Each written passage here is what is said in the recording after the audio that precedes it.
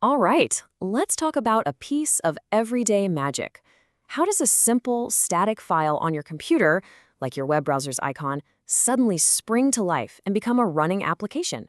Well, we're going to pull back the curtain on that trick and meet the secret identity of a program in motion, the process.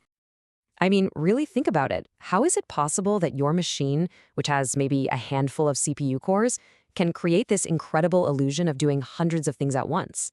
The secret is the operating system. It's a master juggler, and the things it's juggling are called processes. And probably the best way to get our heads around this whole idea is with a simple and, let's be honest, delicious analogy. We're going to talk about the difference between a recipe and an actual cake. So think of a program as a recipe. It's just a file, a passive list of instructions sitting on your hard drive. It's not doing anything, just like a recipe in a book isn't actually a cake. But a process is the act of baking. It's the flour and eggs being mixed, the oven heating up, the timer ticking down. It's that recipe coming to life, a dynamic, active thing. Okay, so let's translate that from the kitchen to the computer. A process is way more than just the code. It's an entire workspace that the operating system sets up. It gets its own private bubble of memory, what we call an address space, and inside that bubble is everything it needs. The code, of course, any data it's working on, a temporary scratch pad called the stack, and an area for creating new data on the fly called the heap. Plus, it gets its own set of CPU registers to keep track of exactly what it's doing at any given millisecond. Now, processes don't just appear and run forever. They have a whole life cycle, a journey they go on from the moment they're created to the moment they finish their job. And the operating system is their guide every single step of the way. So the journey begins in the new state, while the OS is getting everything set up. Once it's good to go, it moves to ready.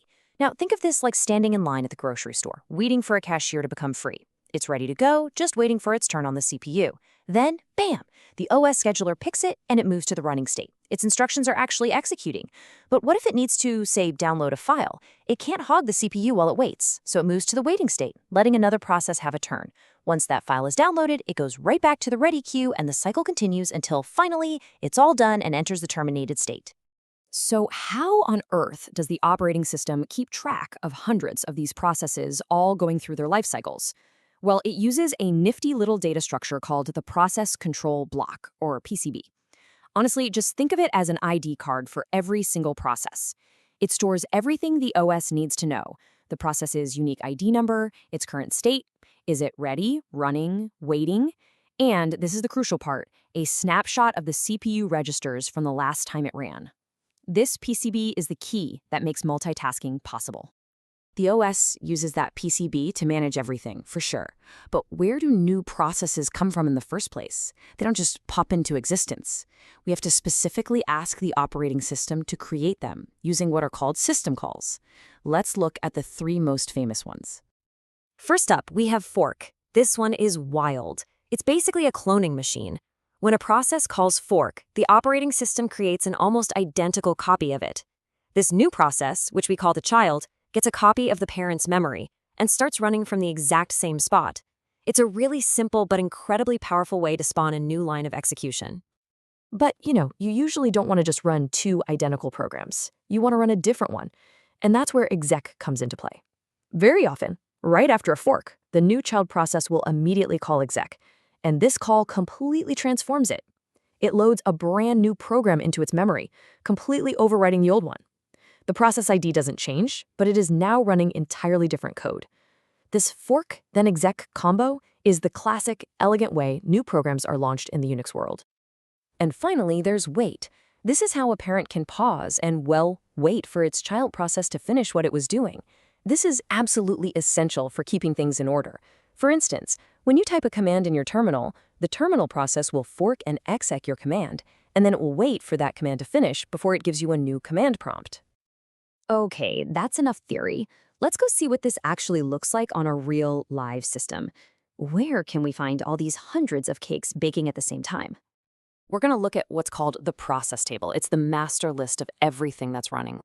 And here's a little snapshot of it. Every single line you see here is a process, an active, living instance of a program. You can see process ID number 1, that's the init process that gets everything started. And look, there's our web browser, our music player, a text editor.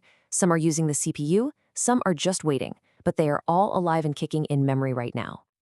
So let's connect this back to what we just learned. That PID column, that's the unique process ID we talked about, the one stored in the PCB. And state?